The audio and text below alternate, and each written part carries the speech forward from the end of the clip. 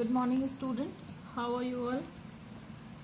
I hope you all are safe and well. Student, yesterday we have started a new chapter of algebra, that is matrices. है ना, matrix start किया था.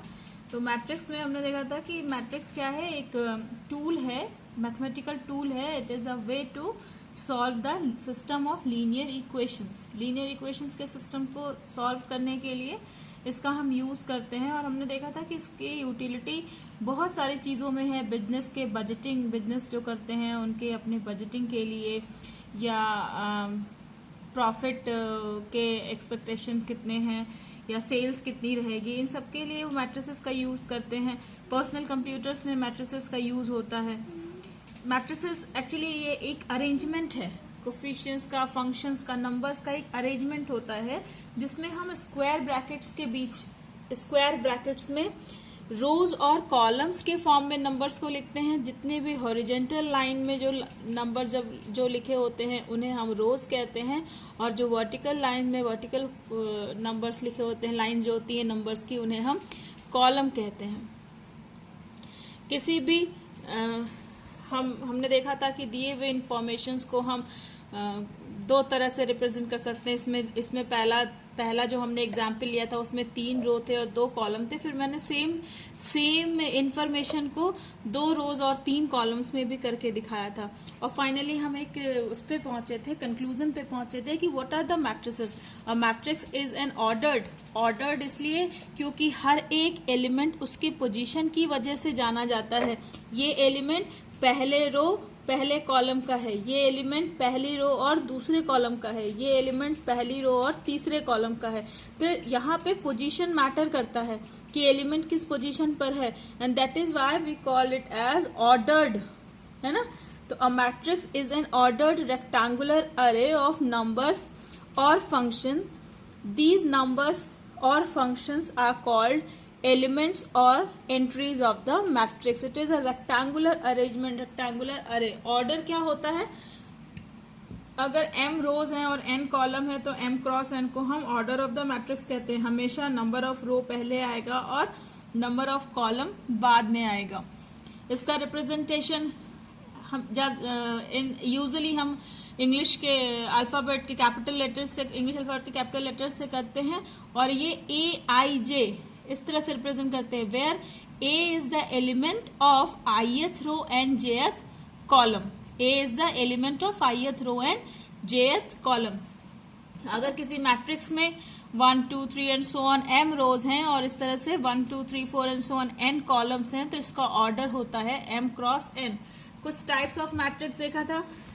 Column matrix जिसमें केवल एक column हो, number of रोज से मतलब नहीं है, कितने भी हो सकते हैं, लेकिन कॉलम सिर्फ एक हो तो उसे कॉलम मैट्रिक्स कहते हैं. ऐसे ही रो मैट्रिक्स, अगर किसी में सिर्फ एक रो हो, अगेन इसमें नंबर ऑफ कॉलम्स कितने हैं ये मैटर नहीं करता, तो इसे हम रो मैट्रिक्स कहते हैं. अगर किसी मैट्रिक्स में number of rose number of columns के बराबर हो जाए तो ऐसे मैट्रिक्स को हम स्क्वायर मैट्रिक्स कहते हैं.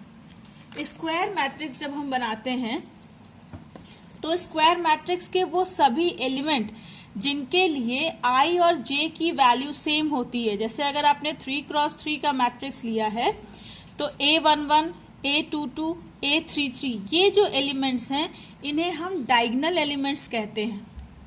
इन एलिमेंट्स को हम डायगोनल एलिमेंट्स कहते हैं.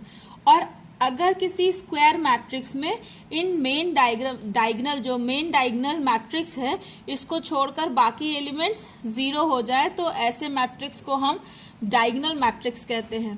Scalar matrix, actually scalar matrix में हमने जो ये एग्जाम्पल लिया था ना 1 0 0 0 1 0 और 0 0 1, ये एक अलग, एक और स्पेशल टाइप का मैट्रिक्स है जिसे अभी हम पढ़ेंगे. वैसे स्केलर मैट्रिक्स क्या होता है कि अगर किसी डायगोनल मैट्रिक्स में डायगोनल के एलिमेंट सेम हो, इक्वल हो, तो ऐसे डायगोनल मैट्रिक्स को हम स्केलर मैट्रिक्स कहते हैं. एक और मैट्रिक्स हम पढ़ेंगे, identity matrix. Identity identity matrix में क्या होता है कि इसमें जितने भी एलिमेंट हैं, है ना, AIJ, इनकी वैल्यू 1 होगी अगर आई इज इक्वल टू जे है, और ए आई जे की वैल्यू 0 होगी अगर I is not equal to जे। ठीक है, यानी जो डायगनल वाले आई इक्वल टू जे कहाँ मिलेंगे, डायगनल पे मिलेंगे स्क्वायर मैट्रिक्स के, उन सब की वैल्यू 1 होगी और उसके सिवा बाकी सारे एलिमेंट्स 0 होंगे। अगर ऐसा मैट्रिक्स है तो उसे हम आइडेंटिटी मैट्रिक्स कहते हैं। अगर हम कहें आइडेंटिटी मैट्रिक्स ऑफ ऑर्डर 2, इसका मतलब क्या हुआ कि 2 क्रॉस 2 की आइडेंटिटी मैट्रिक्स है। 2 क्रॉस 2 की आइडेंटिटी मैट्रिक्स क्या होगी, 1 0 0 1, है ना। ये A11 है, इसकी वैल्यू 1, A12 आई जी के बराबर नहीं है तो इसकी वैल्यू हो गई 0। ये A है, A21 0 क्योंकि आई बराबर जे नहीं है, और ये है A22 आई बराबर जे है तो ये हो गया 1। अगर हम कहें आइडेंटिटी मैट्रिक्स ऑफ ऑर्डर 3, तो ये एक 3 क्रॉस 3 की मैट्रिक्स होगी, 1 0 0 0 1 0 0 0 1, है ना। ये डायगनल के जो एलिमेंट्स हैं ये सब 1 हो जाएंगे और बाकी के एलिमेंट्स 0 हो जाएंगे। इसे हम कहेंगे identity matrix of order 3। Now equality of matrix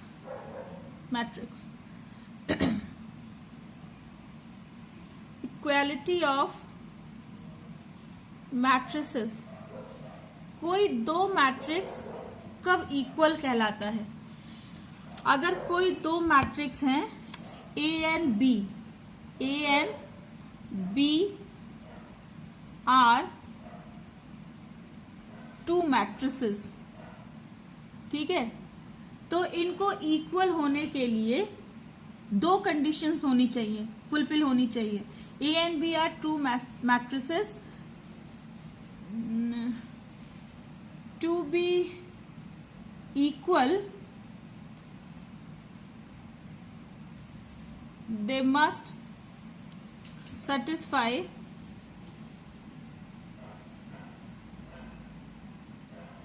two conditions। पहला क्या है, order of the matrices same होने चाहिए, they are of same order. सबसे पहली चीज कि आप तभी दो मैट्रिक्स को कंपेयर कर सकते हैं कि वो इक्वल हैं कि नहीं, कि जब उन दोनों का ऑर्डर सेम हो।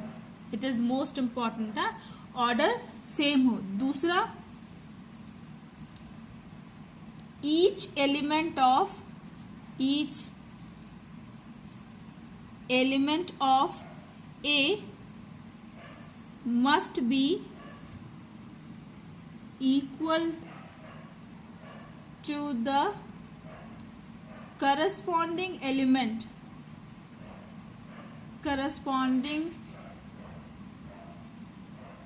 element of B।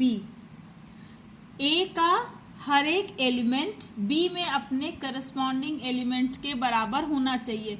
सपोज अगर A का एलिमेंट है AI J, तो ये B के एलिमेंट BIJ के बराबर होना चाहिए। ठीक है, दोनों सेम रो I के हैं, सेम कॉलम J के हैं। तो अगर हम A का दूसरे रो का पहला एलिमेंट लें तो ये B के दूसरे रो के पहले एलिमेंट के बराबर होना चाहिए। इस तरह से सभी एलिमेंट्स अपने करस्पॉन्डिंग एलिमेंट्स के इक्वल होना चाहिए, तभी हम ऐसे दो मैट्रिसेस को इक्वल कहते हैं। ठीक है, इससे इक्वालिटी अगर आप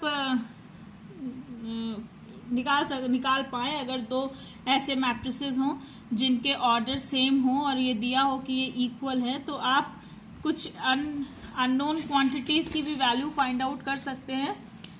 late us take an example. If it is given that कि x plus y 2 5 plus z and xy it is equal to 6 2 5 and 8। तो ये दो मैट्रिसेस दिए हैं, इसमें कितने रोज हैं, 1 and 2, 2 रोज एंड कॉलम 1 2, तो इसका ऑर्डर हो गया 2 क्रॉस 2। इसमें भी 2 रोज हैं और 2 ही कॉलम है, तो ये भी हो गया 2 क्रॉस 2। तो दोनों के ऑर्डर्स इक्वल हैं, यानी ये पहली कंडीशन को हमारी फुलफिल करता है। ठीक है, ये दोनों के ऑर्डर बराबर हैं। अब ये दिया हुआ है, यहाँ इक्वल का साइन लगा है ना, इसका मतलब ये दिया हुआ है कि ये दोनों इक्वल मैट्रिसेस हैं। तो अगर इक्वल मैट्रिसेस हैं तो ऑर्डर सेम है, तो इसका मतलब क्या हुआ कि इसके जो करस्पॉन्डिंग एलिमेंट्स होंगे वो भी एक दूसरे के बराबर होने ही चाहिए। अगर ये बराबर होंगे तभी फिर हम इनको तभी हम कह सकते हैं कि ये इक्वेशन सही है। अगर वो बराबर नहीं है तो हम इक्वेशन को नहीं कह सकते कि ये सही है। तो इसके लिए हम क्या करेंगे, करस्पॉन्डिंग एलिमेंट्स को बराबर करके लिखेंगे। तो यहाँ देखिए ये पहला है ना, A11 must be equal to B11। A11 कितना है, x plus y, it is equal to यहाँ पे कितना है B11 6। ये एक इक्वेशन बन गया। फिर 5 plus z, 5 plus z is equal to 5, ये सेकेंड इक्वेशन है। और x y is equal to 8। अब हम इन इक्वेशंस को साइमल्टेनियसली सॉल्व कर सकते हैं और सॉल्व करके इसकी वैल्यू फाइंड आउट कर सकते हैं।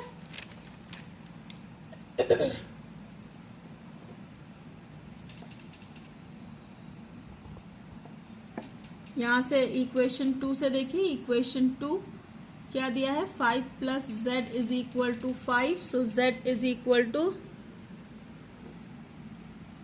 इक्वेशन 2 दिया है 5 plus z is equal to 5, तो जेड इज इक्वल टू हो गया 5 minus 5, it is equal to 0। So z is equal to 0, पहली वैल्यू आ गई। अब यहाँ इक्वेशन 3 से, इक्वेशन 3 में दिया है x y is equal to 8, तो y is equal to 8 by x होगा। y की वैल्यू इक्वेशन 1 में रख दीजिए। तो equation 1 is x plus y is equal to 6, तो x plus 8 by x is equal to 6।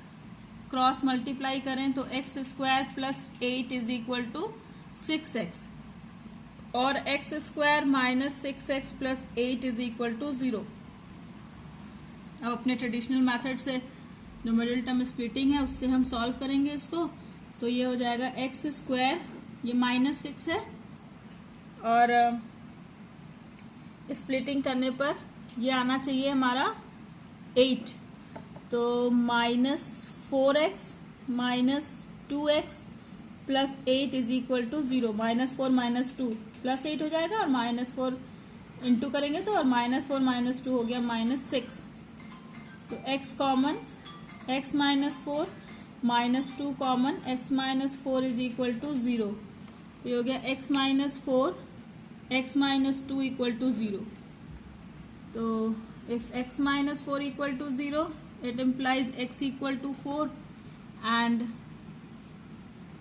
if x minus 2 equal to 0, it implies x equal to 2। ठीक है, y की वैल्यू, x की वैल्यू आ गई, z की वैल्यू आ गई, y की value कितनी है, y is equal to 8 by x. तो if x equal to 4, y is equal to 2, 8 by 4 2, and if x is equal to 2, and it implies y is equal to 4। ठीक है, x y z की value निकल गए, it is your answer. इस तरह के बहुत छोटे छोटे से क्वेश्चंस भी आते हैं जो एक नंबर में या पूछे जाते हैं, या ऑब्जेक्टिव टाइप में, या किसी दूसरे क्वेश्चन के साथ एसोसिएट होके पूछे जा सकते हैं। ये फर्स्ट टाइप के क्वेश्चंस हैं। एक्सरसाइजेस देखते हैं। एनसीईआरटी की पहली एक्सरसाइज है, in a matrix, in a given matrix. ये एक मैट्रिक्स दिया है 2 5 19 -7 35 -2 -2, 5/2, 12, √3, 1, -5 एंड 17। इसमें लिखना है ऑर्डर ऑफ द मैट्रिक्स। तो पहले आप देख लीजिए कितने रोज हैं। तो 1 2 3, 3 रोज हैं। तो 3 क्रॉस 1 2 3 4, 4 कॉलम्स हैं। तो इसका ऑर्डर हो गया 3 cross 4। The number of elements, number of elements कितने होंगे? 3 4 ज़ा 12, 1 2 3 4, 4 है ना, 4 3 ज़ा 12। एक लाइन में, एक रो में 4 हैं एलिमेंट्स, और ऐसे 3 रोज हैं। तो 4 3 ज़ा 12 एलिमेंट्स हो जाएंगे। राइट द एलिमेंट्स 1 3, 1 3 मतलब पहला रो और तीसरा कॉलम। ये पहला रो है, ये तीसरा कॉलम है ना। Exercise 3.1 question number 1, matrix A is given 2 5 19 -7 35 -2 5/2 12 √3 1 -5 and 17। इसमें पहले निकालना है हमें A13। 1 is number of row and 3 is number of column. तो पहली रो ये है और तीसरा कॉलम ये वाला है। तो पहली रो का तीसरा कॉलम, तीसरा एलिमेंट हो गया 19। ऐसे ही निकालना है A21। A21 मतलब दूसरी रो पहला कॉलम, ये दूसरी रो पहला column. It is equal to 35। A33, A33 तीसरा रो, तीसरी रो तीसरा कॉलम है ना। ए थर्ड रो थर्ड कॉलम, ये थर्ड रो है, ये थर्ड कॉलम है। तो थर्ड रो थर्ड कॉलम मतलब -5। A24 second row fourth column, ये सेकेंड रो है और ये आ गया लास्ट में फोर्थ कॉलम। तो ये हो गया 12। इस तरह से आप एलिमेंट्स को निकाल सकते हैं। अगर नंबर ऑफ एलिमेंट्स दिया हो तो उसके ऑर्डर उसका क्या होगा, या ऑर्डर हो तो नंबर ऑफ एलिमेंट्स कितने होंगे। अगर ऑर्डर दिया है कि m क्रॉस n ऑर्डर दिया है, ठीक है, मैट्रिक्स का, तो उसके नंबर ऑफ एलिमेंट कितने हो जाएंगे? नंबर ऑफ एलिमेंट हो जाएगा mn, है ना। उसको आप मल्टीप्लाई कर दीजिए, उतने ही नंबर ऑफ एलिमेंट होगा। ये बहुत पॉपुलर क्वेश्चन है ऑब्जेक्टिव टाइप में, कि ऑर्डर दिया है मैट्रिक्स का तो और आपको उसका उसमें नंबर ऑफ एलिमेंट्स निकालने हैं। तो ऑर्डर जो दिया है उसको मल्टीप्लाई कर दीजिए दोनों नंबर्स को, तो वही उसके नंबर ऑफ एलिमेंट्स हो जाएंगे। और अगर नंबर ऑफ एलिमेंट्स दिया हो, नंबर ऑफ एलिमेंट्स दिया है और उससे आपको ऑर्डर निकालना है, ठीक है।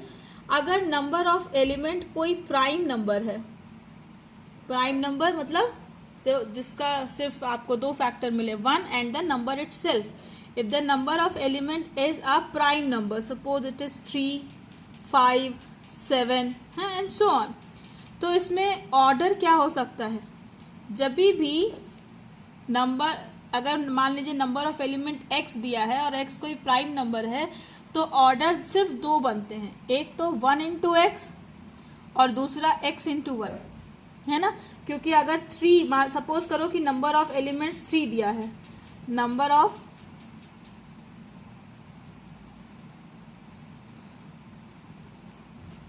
एलिमेंट्स इज इक्वल टू 3 दिया है, तो या तो एक रो में A11 A21 A31 इस तरह का कोई कॉलम बन सकता है, कॉलम मैट्रिक्स, या फिर A11 A12 और A13। दूसरा कोई तरीका नहीं है, क्योंकि दूसरा कोई नंबर नहीं है जिसका मल्टीप्लिकेशन 3 के बराबर आए। 3 को हम या तो 1 इंटू 3 लिख सकते हैं या फिर 3 इंटू 1। तो इसमें हो सकता है कि एक रो हो और 3 कॉलम हो, जैसे इस एलिमेंट में है, या फिर 3 रो हो और 1 कॉलम हो, जैसे कि इसमें है, अगर प्राइम नंबर है तो।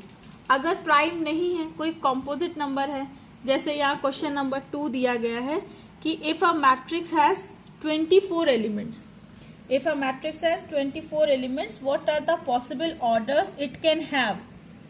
What if it has 13 elements? तो number of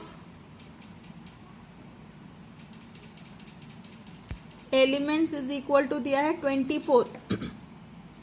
24 के आप सभी प्राइम फैक्टर्स निकाल लीजिए. 12 है ना, ये हो सकता है. मतलब अगर हम 2 इंटू 12 करें, 24 को हम लिख सकते हैं 2 इंटू 12 इज इक्वल टू हम लिख सकते हैं 4 इंटू 6, है ना. फिर इसको इक्वल टू हम लिख सकते हैं 8 इंटू 3 लिख सकते हैं. इसका रिवर्स भी लिख सकते हैं क्योंकि ऑर्डर है ना. 2 इंटू 12 लिख सकते हैं तो 12 इंटू 2 भी लिख सकते हैं. 6 इंटू 4 भी लिख सकते हैं. 3 इंटू 8 भी लिख सकते हैं. क्या और कोई पॉसिबल हो सकता है, कोई ऑर्डर? इस तरह से आप इसके सबसे पहले इसके प्राइम फैक्टर्स निकाल लीजिए और जितने पॉसिबल मल्टीपल बन सकते हैं इसके उतने पॉसिबल मल्टीप्लिकेशन बना लीजिए. ये सभी ऑर्डर्स के मैट्रिसेस पॉसिबल हैं. ठीक है. अगर 2 रो और 12 कॉलम होंगे तब भी उसमें 24 एलिमेंट होंगे. 4 रो और 6 कॉलम होंगे तब भी 24 होंगे. 8 रो और 3 कॉलम होंगे तब भी 24 एलिमेंट होंगे. तो all possible matrices order of all possible matrices are,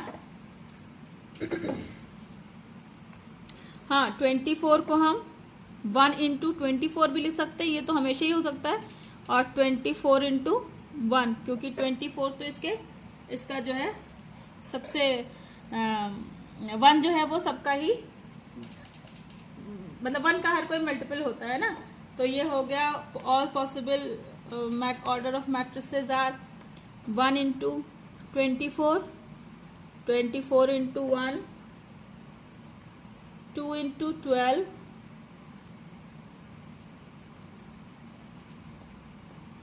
4 into 6, 8 cross 3, 12 cross 2, 6 cross 4, 3 cross 8, है ना. 1 2 3 4 5 6 7 8 ये 8 पॉसिबल ऑर्डर के मैट्रिसेस हो सकते हैं जिसमें कि नंबर ऑफ एलिमेंट्स जो हैं वो 24 हों. अगर 13 हो तो number of elements is equal to 13. 13 prime number है ना. तो possible matrices order of possible matrices is equal to हो जाएगा 1 इंटू 13 एंड 13 इंटू 1. जो प्राइम नंबर्स अगर है नंबर ऑफ एलिमेंट तो या तो कोई रो मैट्रिक्स बनेगा या फिर कोई कॉलम मैट्रिक्स बनेगा. अगर एक और टाइप का क्वेश्चन आता है जैसे दिया हुआ है कि कंस्ट्रक्ट अ मैट्रिक्स, ये क्वेश्चन नंबर 5 है. Construct a matrix of order दिया गया है 3 क्रॉस 4 यानी 3 रोज हों और 4 कॉलम हो और एलिमेंट जो होंगे A I J ये दिया हुआ है 1/2 मॉड -3i प्लस j. ठीक है.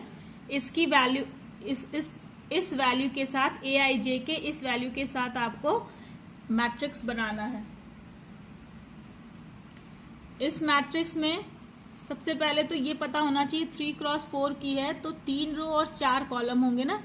3 रो मतलब A11, A12, A13 और A14 ये पहली रो हो गई. A21, A22, A23 और A24 ये दूसरी रो हो गई. और A31, A32, A33 और A34 4। ये चौथी वाली रो हो गई है। इतने सारे एलिमेंट्स हमें निकालने हैं, तो पहले हम A11 निकालेंगे, मतलब I equal to 1 and J equal to 1। It is equal to 1/2 mod -3 into 1 plus 1। It is equal to 1/2 mod -3 plus 1 -2। It is equal to 1/2 into mod हटाएंगे तो -2 विल बी 2।